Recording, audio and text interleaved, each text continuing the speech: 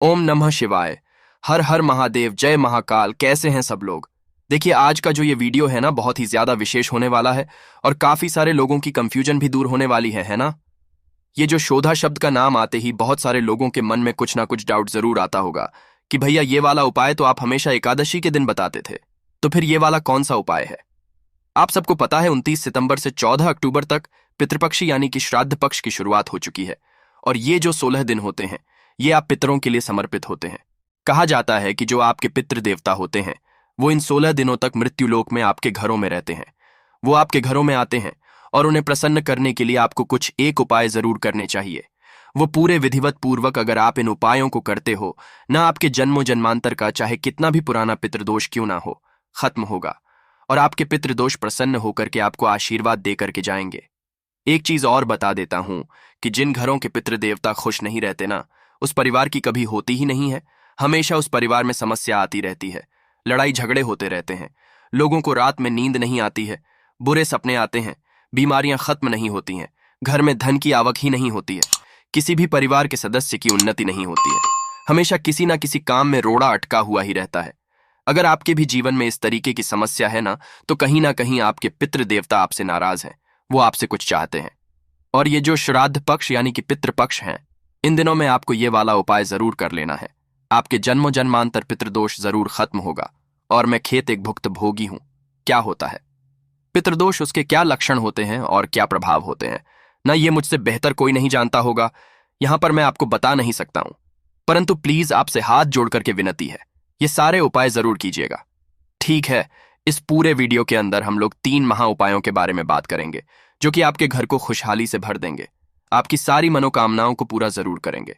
सबसे पहले बात कर लेते हैं पहले वाले उपाय की तरफ। ठीक है, पहले वाला उपाय किन लोगों के लिए है? अगर पितृदोष खत है और आपको पता भी नहीं है ना, तो मात्र एक बार श्राद्ध पक्ष में इस उपाय को कर लेना, जो कि मैंने बताया वाला उपाय। ठीक है ना? ध्यान से सुनना कैसे करना है।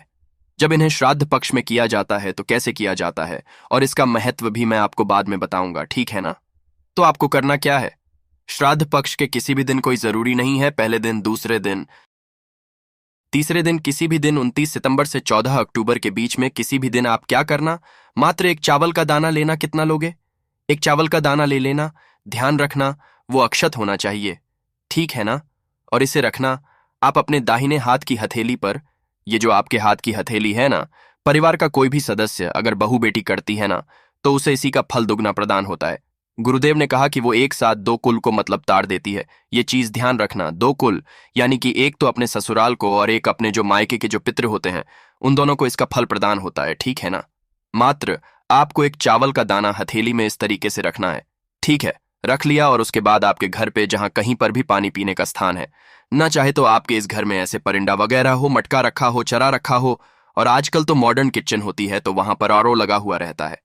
ठीक है, ना आरओ है तो आप यहां पर अपने उस हाथ को लेकर के जाना, दाहिने हाथ को जिसपे आपने एक चावल का दाना रखा है ना? और चावल का दाना लेकर के आपको अपने सारे पितृदेवों का स्मरण करना है। ध्यान रखना, सारे पितृदेवों का स्मरण करना है कि जो भी उनसे विनती करनी है कि प्लीज हमारे घर में सुख, शांति, समृद्धि ला दीजिए। अगर किसी भी तरीके की कोई गलती हमसे हुई है तो उसके लिए माफ कीजिए, हमारा साथ दीजिए, परिवार की उन्नति कीजिए। इस तरीके से आपको अपनी विनती करनी है, कामना करनी है अपने पितृदेवों से, और 5 बार आपको एक शब्द बोलना है, वो है स्वधा स्वधा स्वधा स्वधा स्वधा। कितनी बार बोलना है? 5 बार। एकादशी के समय आपको 3 बार बोलना होता है, श्राद्ध पक्ष में आपको 5 बार ये वाला इस्तेमाल करना होता है। 5 बार बोलना है। ठीक है ना? फिर इसी एक चावल के दाने को लेकर के और एक लोटे शुद्ध जल को लेकर के पहुंच जाना देव आदिदेव महादेव जी के मंदिर शिवलिंग के पास में, उत्तर दिशा नॉर्थ डायरेक्शन की तरफ मुंह करके खड़े हो जाना। सबसे पहले जो आपने एक लोटा शुद्ध जल लिया है उसे आपको देव आदिदेव महादेव जी के ऊपर समर्पित करना है। ओम नमः शिवाय, श्री शिवाय नमस्ते, पंचाग श्री मंत्र या श्राग श्री मंत्र का स्मरण करते हुए, और उसके बाद जो आपने एक आखा चावल का दाना लिया था, 5 बार सुबह बोला था, उसे आपको उठाना है और उठा करके शिवलिंग के ठीक ऊपर आपको यहां पर आपको समर्पित कर देना है। बस इतना सा समर्पित करके आ जाएगा, आपके जन्मों जन्मांतर का जो पितृदोष होगा वो खत्म होगा। पूज्य गुरु जी ने कहा कि आप 5 बार जो सुधा शब्द का स्मरण करते हो ना, मैं आपको बता देता हूं, सुधा जो है वो मैया पार्वती जी की नानी है। और ध्यान रखना कि जो भी महादेव जी की पूजन अर्चन करता है, मैया पार्वती जी का पूजन अर्चन करता है ना, उन्हें कभी भी कोई दोष लग ही नहीं सकता है। पितृ कभी भी उन्हें परेशान नहीं करते हैं। ठीक है, अब इसका मैं प्रभाव बताता हूं कि अगर आप 5 बार सदा ना बोलकर के 12 श्लोक, जो सदा श्रोतम के जो 12 श्लोक होते हैं, अगर आप उन श्लोकों का एक बार मात्र उच्चारण भी कर लेते हो ना, श्राद्ध पक्ष के अंदर तो आपको 100 बार श्राद्ध करने का और सभी तीर्थों में स्नान करने का पुण्य फल भी प्राप्त होता है। तो स्वधा कोई छोटा मोटा शब्द नहीं है, ये बहुत बड़ा शब्द है। इस वाले उपाय को जरूर कीजिएगा। बात कर लेते हैं दूसरे वाले उपाय की तरफ। ठीक है, देखिए, दूसरा वाला उपाय जो है ना, ये भी श्राद्ध पक्ष के अंदर ही किया जाता है। श्राद्ध पक्ष के अंदर क्यों किया जाता है?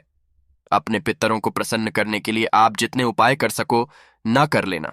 मैं सीरियसली कह रहा हूं कि जिन व्यक्तियों के, जिन घरों के पितृ देवता प्रसन्न होंगे ना, आप ये साल देख लेना और अगला साल देख लेना, आप कितनी उन्नति करते हो आपके खुद के सामने होगा। बस एक साल मेरी बात मान करके देख लीजिए ना। गुरुदेव ने जैसा बताया बिल्कुल वैसा ही आपको बताऊंगा, कहीं और से कुछ भी नहीं बताने वाला हूं। ध्यान से सुनना।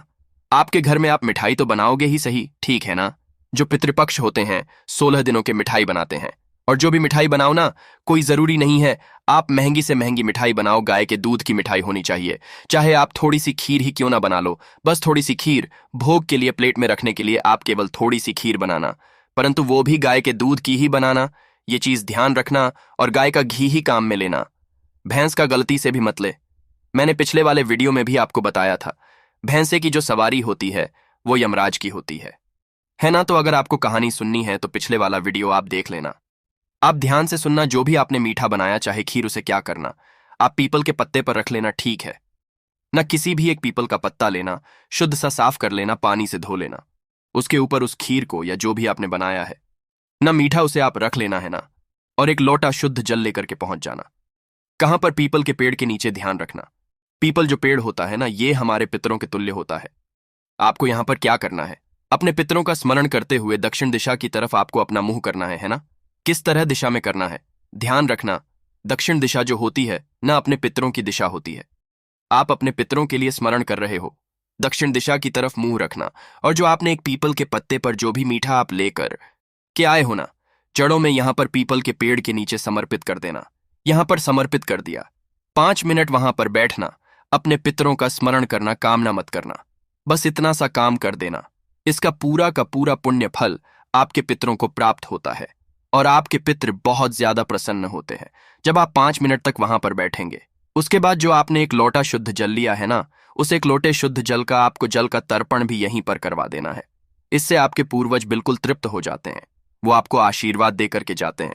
पितृपक्ष में कभी भी इस वाले उपाय को करना, जितनी बार हो सके उतनी बार कर लेना, कोई जरूरी नहीं है। तो काम धंधे पहले करना, उसके बाद में एक मौका जब भी मिल जाए ना, सुबह से लेकर शाम तक कभी भी आप चले जाना, इस काम को जरूर करना, ठीक है? ये हो गया दूसरा काम। अब बात कर लेते हैं तीसरे वाले उपाय की तरफ। ठीक है, देखिए, तीसरा वाला भी जो उपाय है ना, ये आपके पितरों के लिए तो आपको करना ही है। पूज्य गुरु जी ने हैदराबाद वाली कथा में ये वाला बताया था। अगर आपको भरोसा ना हो तो आप वहां पर सुन सकते हो, ठीक है ना? ध्यान से सुनना। आपको करना क्या है? एक लोटा शुद्ध जल लेना है। ये किसके लिए करना है? अपने घर की सुख शांति समृद्धि के लिए, ठीक है ना? एक लोटा शुद्ध जल लेना, इसके अंदर अपने घर का शुद्ध जल भरना और थोड़े से मिला लेना। इसमें काले तिल क्या मिलाना, थोड़े से चुटकी भर आपको काले तिल मिला लेना है। और आप सबको पता है कि जो पितरों के तुल्य माने जाते हैं न 3 वृक्ष, उन तीनों वृक्षों में से आपको किसी भी एक वृक्ष के पास जाना है। परंतु उससे पहले आपने जो एक लोटा शुद्ध जल लिया है, जिसके अंदर आपने काले तिल मिलाए हैं ना, कहीं से भी हो सके तो 2 सफेद फूल जरूर ले लेना। और कोई फूल मत लेना, सिर्फ और सिर्फ सफेद फूल ही पितरों को समर्पित किए जाते हैं। ये चीज ध्यान रखना, आपको 2 सफेद फूल लेने हैं, इसी लोटे के अंदर आपको डाल देना है ना? और इस एक लोटे को लेकर के आपको तीनों जगह पर जहां पर भी आपको मिल जाए, पहला जो होता है पितरों के समक्ष वो होता है पीपल का पेड़, दूसरा होता है वट का पेड़ और तीसरा होता है बेलपत्र का पेड़, है ना? जो बेलपत्र का पेड़ की उत्पत्ति हुई थी ना, मैया पार्वती जी के आंसुओं से हुई थी, है ना? और जब इस सभी देवी देवताओं ने इन्हें पितरों के समान कर दिया था, तो इसीलिए इन 3 वृक्षों को पितरों के समान समझा जाता है। काफी सारे लोगों के मन में ये वाला डाउट आएगा कि भैया, अगर हम लोग रविवार के दिन फ्री हैं तो रविवार के दिन तो पीपल के पेड़ के नीचे जाते ही नहीं है। तो आपने कभी भी पूज्य गुरुजी की कथा अच्छे से सुनी ही नहीं। अगर आपने सुनी होती तो आपको कोई डाउट नहीं होता। पूज्य गुरुजी ने कहा, जड़ों में यहां पर पीपल के पेड़ के नीचे समर्पित कर देना। यहां पर समर्पित कर दिया। 5 मिनट वहां पर बैठना, अपने पितरों का स्मरण करना, कामना मत करना। बस इतना सा काम कर देना। इसका पूरा का पूरा पुण्य फल आपके पितरों को प्राप्त होता है और आपके पितृ बहुत ज्यादा प्रसन्न होते हैं जब आप 5 मिनट तक वहां पर बैठेंगे। उसके बाद जो आपने एक लोटा शुद्ध जल लिया है ना, उस एक लोटे शुद्ध जल का आपको जल का तर्पण भी यहीं पर करवा देना है। इससे आपके पूर्वज बिल्कुल तृप्त हो जाते हैं। वो आपको आशीर्वाद देकर के जाते हैं। पितृपक्ष में कभी भी इस वाले उपाय को करना, जितनी बार हो सके उतनी बार कर लेना, कोई जरूरी नहीं है। तो काम धंधे पहले करना, उसके बाद में एक मौका जब भी मिल जाए ना, सुबह से लेके शाम तक कभी भी आप चले जाना। इस काम को जरूर करना, ठीक है? ये हो गया। दूसरा काम अब बात कर लेते हैं तीसरे वाले उपाय की तरफ, ठीक है? देखिए, तीसरा वाला भी जो उपाय है ना, ये आपके पितरों के लिए तो आपको करना ही है। पूज्य गुरुजी ने हैदराबाद वाली कथा में ये वाला बताया था। अगर आपको भरोसा ना हो तो आप वहां पर सुन सकते हो, ठीक है ना? ध्यान से सुनना। आपको करना क्या है, एक लोटा शुद्ध जल लेना है। ये किसके लिए करना है?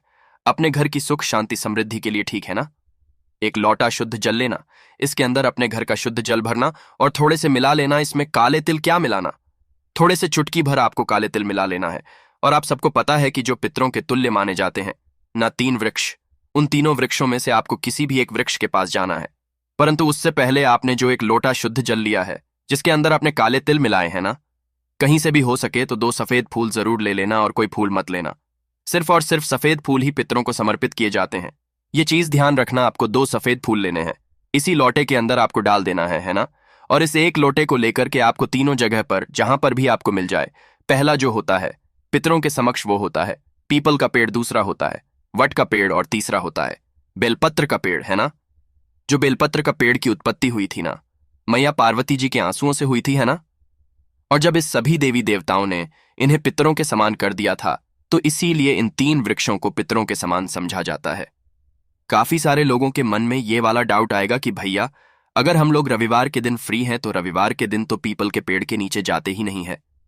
तो आपने कभी भी पूज्य गुरुजी की कथा अच्छे से सुनी ही नहीं। अगर आपने सुनी होती तो आपको कोई डाउट नहीं होता। पूज्य गुरुजी ने कहा कि पीपल के वृक्ष के नीचे रविवार के दिन खाली हाथ कभी मत जाना। ये चीज खाली हाथ कभी मत जाना। अगर आप खाली हाथ जाते हो तो अलक्ष्मी आपके साथ घर के द्वार तक और घर में प्रवेश कर जाती है। तो आपको खाली हाथ नहीं जाना है।